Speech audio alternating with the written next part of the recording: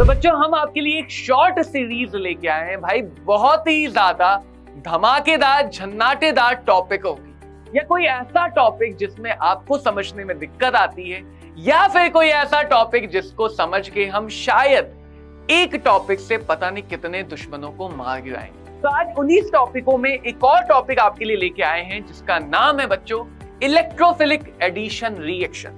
तो आज 19 टॉपिकों में एक और टॉपिक आपके लिए लेके आए हैं जिसका नाम है बच्चों इलेक्ट्रोफिलिक एडिशन रिएक्शन। यानी ये एक ऐसा टॉपिक है जो तुम्हारे लिए ब्रह्मास्त्र से कम नहीं होना चाहिए।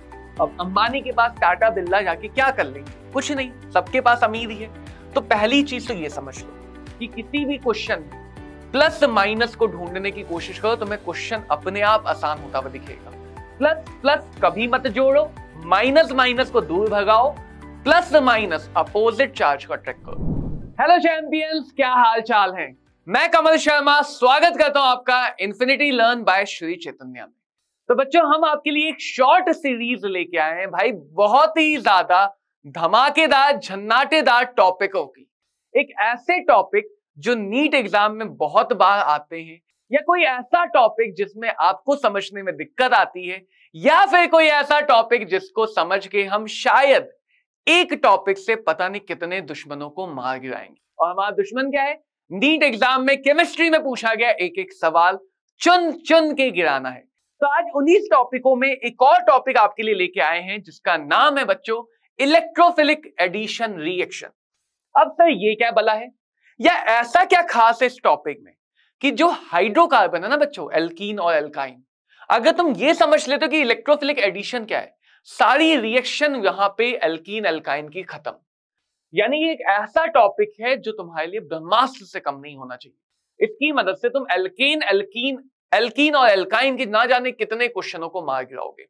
इसीलिए ये इंपॉर्टेंट माना जाता है, या इसीलिए जब हम ऑर्गेनिक की शुरुआत करते हैं तो हम सबसे पहले ये सब रिलेशंस, ये सब जनरल रिएक्शन समझते हैं। कहीं ना कहीं तुम लोगों ने मार्कोनी का रूल सुना होगा, कहीं ना कहीं एंटी मार्कोनी का रूल सुना होगा, तो वो भी कहीं ना कहीं इस मैकेनिज्म से जुड़ा हुआ है। चलो बात करते हैं मैकेनिज्म की।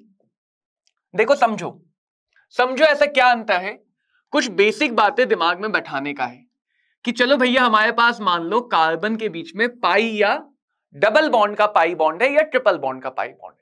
पहली कंडीशन क्या है? दोनों एटम कार्बन एटम होने चाहिए। अगर एक एटम इलेक्ट्रोनेगेटिव आ गया, ऑक्सीजन नाइट्रोजन, तो वहां पे चीजें बदल जाएंगी, जो हम न्यूक्लियोफिलिक एडिशन में सीख लेंगे। पाई बॉन्ड को समझा जाए, चलो भैया पाई बॉन्ड को समझा जाए। पाई बॉन्ड में ऐसी क्या खास बात है? पाई बॉन्ड में सर पाई क्लाउड होता है। पाई बॉन्ड बनता है साइड वाइज ओवरलैपिंग से, तो पाई क्लाउड सिग्मा बॉन्ड के ऊपर काले मेघा पानी तो बरसाओ की तरह भटकते रहते हैं। तो ये भैया पाई क्लाउड है। अब पाई क्लाउड को हम बोलते हैं लूज है। पाई क्लाउड कैसा है? लूज है, ढीला पाई क्लाउड है। लूज का मतलब क्योंकि ये न्यूक्लियस के बहुत पास ही ऊपर नीचे है, तो इसको दे पाना आसान है। तो इस पाई क्लाउड की वजह से एल्कीन और एल्काइन न्यूक्लियोफिलिक नेचर की हो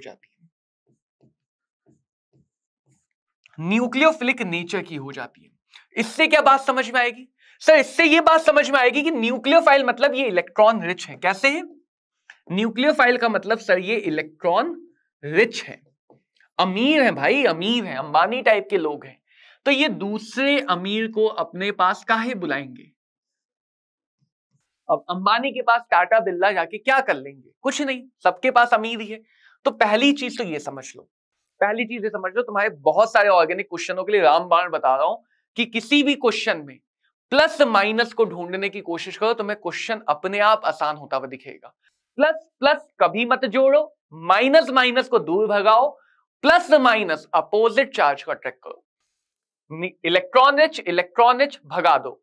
तो कभी भी किसी भी एल्काइन में अगर तुम पानी डाल दो, अमोनिया डाल दो, तो कभी भी ऑक्सीजन नाइट्रोजन जो इलेक्ट्रॉन रिच है, जो इलेक्ट्रोनेगेटिव एटम है, वो पहले हमला नहीं करेंगे।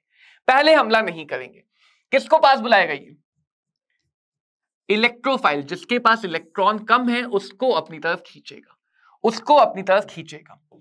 तो पहले ये बात समझो, किसी भी एल्कीन एल्काइन बेंजीन तक की रिएक्शन में जहां भी पाई बॉन्ड है वहां पे पाई क्लाउड है, और जहां भी बच्चों हमारे पास पाई क्लाउड है वहां पे तुम्हें सबसे पहले इलेक्ट्रॉन डेफिशिएंट को खींच के लाना है, इलेक्ट्रॉन डेफिशिएंट को खींच के लाना है। चलो अब मैकेनिज्म देखो, अब मैकेनिज्म देखो। सर नीट में तो मैकेनिज्म पूछी नहीं जाती है, बिल्कुल नहीं पूछी जाती है, लेकिन इंटरमीडिएट आते हैं, मेजर माइनर प्रोडक्ट है, 2 लाइन की मैकेनिज्म है जिससे तुम इस बात को समझ पाओगे। ये खाली बॉन्ड पे कोई भी ग्रुप हो सकता है, सेम अलग कुछ भी। मान लो तुमने एक सोल्यूशन मिलाया जिसमें इलेक्ट्रोफाइल भी है और न्यूक्लियोफाइल भी है, इलेक्ट्रॉन डेफिशिएंट, इलेक्ट्रॉन रिच, लेकिन कार्बन हमला किस पे करेगा? कार्बन पे हमला करेगा, या कार्बन का पाई क्लाउड हमला करेगा इलेक्ट्रोफाइल पे। न्यूक्लियोफाइल इन्वॉल्व नहीं होगा रिएक्शन में, न्यूक्लियोफाइल रिएक्शन में इन्वॉल्व नहीं हो पाएगा। अब वैसे तो अगर ट्रांजिशन में दिखाऊं तो ऐसा होता है कि पहले तो पाई ने हमला किया तो एक तरफ पाई बॉन्ड खिंच जाएगा, थोड़ा कम हो जाएगा दूसरी तरफ से, और इलेक्ट्रोफाइल आके चिपक गया। इलेक्ट्रोफाइल पहले कहां आके चिपका? बीच में। अब ये इलेक्ट्रोफाइल या तो राइट जाएगा या लेफ्ट जाएगा बॉन्ड बनाने के लिए। तो हमें 2 सिचुएशन मिलते हैं, यहां पे आ गया पॉजिटिव चार्ज, यहां पे जुड़ गया इलेक्ट्रोफाइल। जहां भी इलेक्ट्रोफाइल जुड़ा पाई इलेक्ट्रॉन उधर खिसक गए। इलेक्ट्रोफाइल जब लेफ्ट या राइट में खिसका तो पाई इलेक्ट्रॉन लेके शिफ्ट। अब ये जो कार्बोकैटायंस बने, क्या बने? कार्बोकैटायन। भूल जाओ मार्कोनी काफ एडिशन, भूल जाओ बाकी सारी बातें, ये कार्बोकैटायन सारी बात डिसाइड करें, क्योंकि मार्कोनी काफ से हर बार आंसर नहीं आता है। हाइड्रोजन एटम सेम हो गए तो डिसाइड नहीं कर पाओगे, कहीं पे हाइड्रोजन के अलावा कोई और फैक्टर लग गया, रेजोनेंस इफेक्ट लग गया तो डिसाइड नहीं कर पाओगे। तो तुम्हें ये देखना है, मान लेते चलो ये वाला ज्यादा स्टेबल है, मान लेते हैं बच्चों ये वाला ज्यादा स्टेबल है। कैसे पता करोगे कार्बोकैटायन की स्टेबिलिटी? रेजोनेंस इफेक्ट से, मीजोमेरिक इफेक्ट से, या हो सकता है हाइपर कॉन्जुगेशन से, इंडक्टिव इफेक्ट से, और किसी इफेक्ट से, बैक बॉन्ड रेजोनेंस। तो किसी ना किसी तरह से मान लिए ये कार्बोकैटायन ज्यादा स्टेबल है। अब क्योंकि पॉजिटिव चार्ज आ गया, अब न्यूक्लियोफाइल हमला कर सकता है। अब न्यूक्लियोफाइल हमला करेगा तो 2 टाइप के प्रोडक्ट बन जाते हैं, एक वो जिसमें न्यूक्लियोफाइल राइट साइड में लग गया, और एक वो जिसमें न्यूक्लियोफाइल लेफ्ट साइड में लग गया। सर अब न्यूक्लियोफाइल क्यों हमला कर पा रहा है? क्योंकि भैया अब जो इलेक्ट्रॉन रिचनेस थी, जो पाई क्लाउड था, जो पाई क्लाउड था जिसकी वजह से न्यूक्लियोफिलिक नेचर आ रहा था, वो पाई क्लाउड चला गया, वो पाई क्लाउड चला गया। तो अब पॉजिटिव पे न्यूक्लियोफाइल आके अटैक कर सकता है। ओवरऑल पाई बॉन्ड टूटा, एडिशन हुआ, तो इस रिएक्शन को बोलते हैं एडिशन रिएक्शन। क्या बोलते हैं? Addition reaction. किसने आके हमला किया? पहले हमला तो दोनों का हुआ, पहले किसने हमला किया? इलेक्ट्रोफाइल ने। तो इसीलिए इस रिएक्शन को बोलते हैं electrophilic addition reaction, electrophilic addition reaction. Major minor कौन पहचानेगा? जो कार्बोकैटायन ज्यादा स्टेबल वो प्रोडक्ट ज्यादा बनेगा, जो कार्बोकैटायन कम स्टेबल वो वाला प्रोडक्ट कम बनेगा। इस पे ज्यादा से ज्यादा क्वेश्चन लगेंगे, तो ये सारी बातें क्वेश्चन में देख के अप्लाई कर पाओगे, क्वेश्चन में देख के अप्लाई कर पाओगे। इस मैकेनिज्म की अगली बात क्या है, जिसपे इस बार नीट 2023 में भी क्वेश्चन आया है, बढ़िया सा क्वेश्चन आया था इस बार नीट 2023 में, कि कार्बोकैटायन अगर कहीं पे बन रहा है सर जी, तो कार्बोकैटायन का रीअरेंजमेंट भी तो होगा, रिंग का एक्सपेंशन भी तो हो सकता है। कैसे पता चलेगा? कार्बन,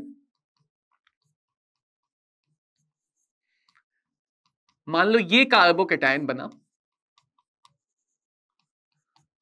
या ये वाला कार्बोकैटायन, 2 कार्बोकैटायन का एग्जांपल ले लेता हूं। नीट में इससे बाहर नहीं आता है, नीट में इससे बाहर भैया नहीं आता है, नीट में इससे बाहर भैया नहीं आता है। अगर किसी भी कार्बोकैटायन के बगल में, पड़ोस में 3 डिग्री या पड़ोस में 4 डिग्री पोजीशन है, ये पहचानोगे। बगल में 3 डिग्री या 4 डिग्री पोजीशन है, कहीं कहीं पे बेंजीन रिंग की पोजीशन है, तो यहां से ये जो हाइड्रोजन है ये अगर शिफ्ट हो जाए, अगर H का माइनस शिफ्ट हो गया, क्या शिफ्ट हुआ? H का माइनस। तो H माइनस ने आके इस प्लस को खत्म कर दिया, H माइनस ने आके ये प्लस खत्म कर दिया, और यहां पे कार्बोकेटायन आ गया। 3 3 6 3 9, ज्यादा अल्फा हाइड्रोजन ज्यादा स्टेबल। नॉर्मल कार्बोकेटायन में हम अल्फा हाइड्रोजन देखते हैं, तो इसके पास क्योंकि 9 अल्फा हाइड्रोजन है, इसके पास देखोगे तो एक ही है, ज्यादा स्टेबिलिटी। तो कार्बोकेटायन की स्टेबिलिटी को बढ़ाने के लिए कार्बोकेटायन का रीअरेंजमेंट हो सकता है। लेकिन कैसे पहचानोगे? बगल में हमेशा देख लो 3 डिग्री या 4 डिग्री पोजीशन। इस बार क्वेश्चन आया है भाई, मजाक नहीं है ये।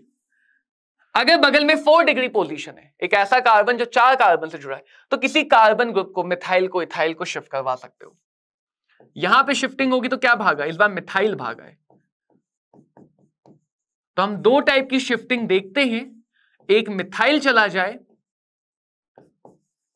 ज्यादा स्टेबल कार्बोकेटायन बना ले, या हाइड्रोजन की शिफ्टिंग। छोटे एटम को या छोटे ग्रुप को शिफ्ट कराना ही प्रेफर किया जाता है। तो कार्बोकेटायन जिस भी मैकेनिज्म में बनता है, वहां पे कार्बोकेटायन रीअरेंजमेंट होता ही होता है। कार्बोकेटायन रीअरेंजमेंट होता ही होता है। यही तुम्हारा मार्कोनिकॉफ एडिशन है, यही तुम्हारा एंटी मार्कोनिकॉफ एडिशन बनेगा, सारी बातें यही बनेंगी। रिएक्शन को पूरी तरह से कंट्रोल कौन कर रहा है?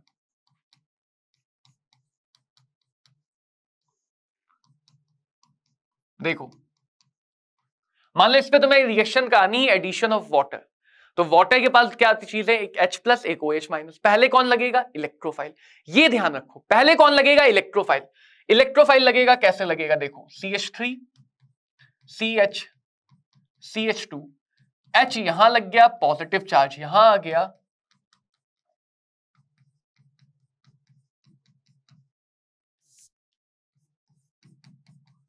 H यहां पे लग गया, पॉजिटिव चार्ज यहां पे आ गया। कार्बोकेटायन में वही काम, पाई बॉन्ड है, एक तरफ इलेक्ट्रोफाइल, दूसरी तरफ इलेक्ट्रोफाइल। इसके पास 3 3 6 अल्फा हाइड्रोजन, 3 2 सॉरी, इधर से देखेंगे तो 2 अल्फा हाइड्रोजन। हाइपर कॉन्जुगेशन ज्यादा स्टेबल किसको बनाएगा? पहले वाले को। ज्यादा स्टेबल पहला वाला। तो अगले स्टेप में पानी का OH आके कहां लगेगा? यहां पे।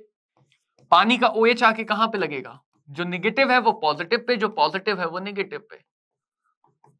ज्यादा स्टेबल कौन सा है? ये वाला, तो मेजर प्रोडक्ट हो गया ये वाला प्रोडक्ट हो गया माइनर प्रोडक्ट।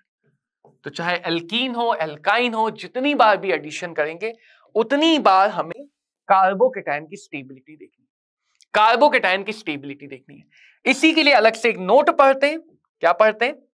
कि अगर हमारे पास HBr, सिर्फ और सिर्फ HBr पेरोक्साइड के साथ है, HBr किसी पेरोक्साइड के साथ है, तो जुड़ने का सीक्वेंस बदल जाता है, जुड़ने का सीक्वेंस बदल जाता है। तो जो मेजर मिल रहा है वो माइनर हो जाता है, जो माइनर मिल रहा है वो मेजर हो जाता है, जिसको हम बोलते हैं एंटी मार्कोनिकॉफ एडिशन, जिसको हम बोलते हैं एंटी मार्कोनिकॉफ एडिशन। तो एंटी मार्कोनिकॉफ मैकेनिज्म ही अलग है, एंटी मार्कोनिकॉफ मैकेनिज्म ही अलग है। अगर हमारे पास HBr के साथ में पेरोक्साइड है, सिर्फ और सिर्फ HBr ये काम करता है। ज्यादा यहां पे आना चाहिए था पिछले केस जैसा, बट इस बार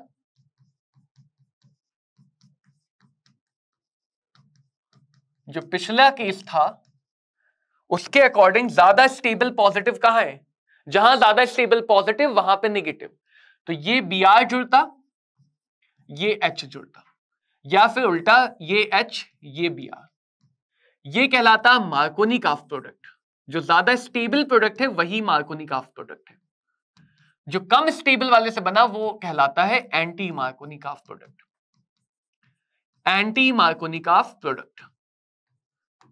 लेकिन HBr और पेरोक्साइड लेने पे उल्टा काम हो जाता है, ये मेजर हो गया और ये माइनर हो गया, ये मेजर हो गया और ये क्या हो गया? माइनर, जिसको हम लोग बोलते हैं एंटी मार्कोनिकॉफ एडिशन। बाकी चाहे डबल बॉन्ड हो, ट्रिपल बॉन्ड हो, चाहे उसका ऑक्सीडेशन हो, रिडक्शन हो, एडिशन किसी भी टाइप का होता है, most of the double bond triple bond की रिएक्शन मार्कोनिकॉफ एडिशन को फॉलो करती है या इलेक्ट्रोफिलिक एडिशन को फॉलो करती है। तो आज के लिए जो तुम्हारी चैलेंजिंग प्रॉब्लम है, अब तुम्हें बस रिएक्शंस को एक बार देखना है, समझना है।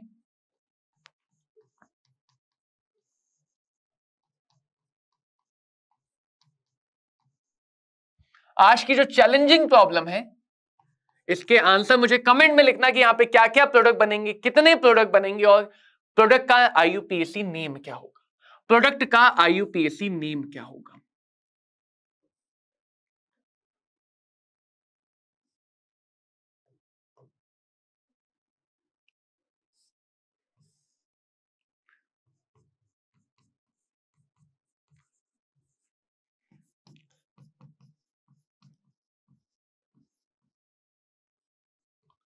हिंट भी देंगे भाई, हिंट भी देंगे, पूरे हथियारों से लेस करके भेजेंगे तुम्हें।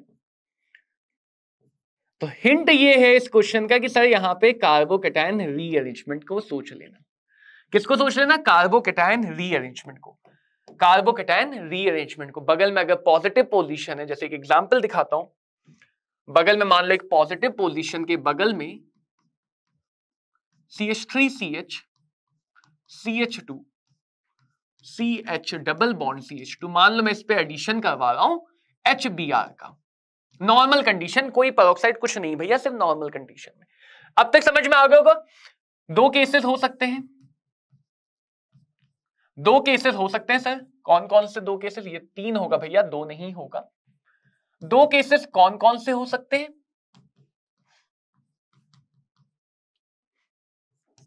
दो केसेस सर कौन कौन से हो सकते हैं? सोचो। डबल बॉन्ड टूटा, डबल बॉन्ड टूटा। देखो हर बार अगर तुम मैकेनिज्म को पहली बार पढ़ रहे हो या इस लेवल के क्वेश्चन को पहली बार देख रहे हो, तो मैं हमेशा सजेस्ट करूंगा कि तुम इंटरमीडिएट बनाओ। इंटरमीडिएट बनाओ तो उससे तुम्हें रिएक्शन में क्लैरिटी आएगी। सीधे प्रोडक्ट बनाने में हमेशा मत जाओ, इंटरमीडिएट को बनाओ बच्चों, उससे तुम्हें क्लैरिटी बढ़ेगी ताकि जब एग्जाम में क्वेश्चन आए तो तुम डायरेक्टली कर सको। राइट? अब अगर देखें तो ये वाला हमारा मेजर प्रोडक्ट बना था, लेकिन बगल में 3 डिग्री पोजीशन है, तो यहां पे क्या होगा? रीअरेंजमेंट। तो ऐसा तुम्हें कार्बोकैटायन में दिखेगा अगर बगल में 3 डिग्री या 4 डिग्री पोजीशन है। कौन कौन सी? 3 डिग्री या 4 डिग्री पोजीशन है तो ऐसा दिखेगा। और रीअरेंजमेंट का मतलब ये वाला H भैया निकल के यहां आ गया। इसीलिए मैंने कहा जब तुम इंटरमीडिएट बना के देखोगे तो अपने आप तुम्हें ज्यादा क्लैरिटी से चीजें दिख जाएंगी।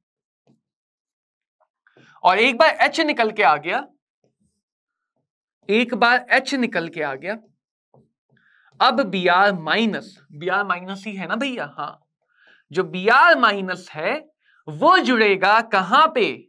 वो जुड़ेगा कहां पे? यहां पे। ये बनेगा क्या? हमारा सबसे ज्यादा स्टेबल कार्बोकैटायन से बनने वाला प्रोडक्ट, यानी ये होगा मेजर प्रोडक्ट सिंक। इसका नाम है मेजर। मेजर क्यों है? क्योंकि ये ज्यादा स्टेबल कार्बोकैटायन से बना। क्यों है मेजर? ज्यादा स्टेबल कार्बो, इन तीनों में से सबसे ज्यादा ये बना। अगर क्वेश्चन पूछे कितने प्रोडक्ट बनेंगे, क्या क्या पॉसिबल प्रोडक्ट है, तो एक इससे भी बना देना, एक इससे भी बना देना, एक इससे भी बना देना। ऐसा पूछेंगे नहीं, मेजर माइनर ही पूछेंगे। ओवरऑल देखो तो मेजर प्रोडक्ट में एक एडिशन यहां पे हुआ, मेजर प्रोडक्ट में एक H आके यहां पे जुड़ा और एक Br आके यहां पे जुड़ा। नॉर्मल एडिशन से थोड़ा सा हटके बात हो गई, नॉर्मल एडिशन से थोड़ा सा हटके बात हो गई। जितना तुम इस टाइप की रिएक्शन में बच्चों इंटरमीडिएट में कार्बोकैटायन बना के सोचो, सारी काम इस रिएक्शन में कार्बोकैटायन का है, जितना तुम कार्बोकैटायन की तरफ से सोचोगे इस रिएक्शन पे बेस्ड क्वेश्चन उतने ज्यादा आसान लगेंगे, उतने ज्यादा आसान लगेंगे। तो ये तुम्हारे लिए दो चैलेंजर प्रॉब्लम है, इनके आंसर मुझे कमेंट बॉक्स में जरूर बताना। और मैं हमेशा बोलता हूं कमेंट बॉक्स में मुझे ये भी बताना कि भैया तुम्हें और कौन सा टॉपिक ऐसा है जो डिफिकल्ट लगता है, किस टॉपिक से भय खाते हो, चलो उस भय को खत्म करेंगे, उस टॉपिक को खत्म करेंगे। सो थैंक यू ऑल, मिलते हैं ऐसे ही अगले धमाकेदार पावर पैक्ड सेशन में और ऐसे ही अपने कॉन्सेप्ट को बूस्ट करके केमिस्ट्री में 180 by 180 का टारगेट करेंगे। तो ऑल द वेरी बेस्ट, मिलते हैं बच्चों, थैंक यू ऑल।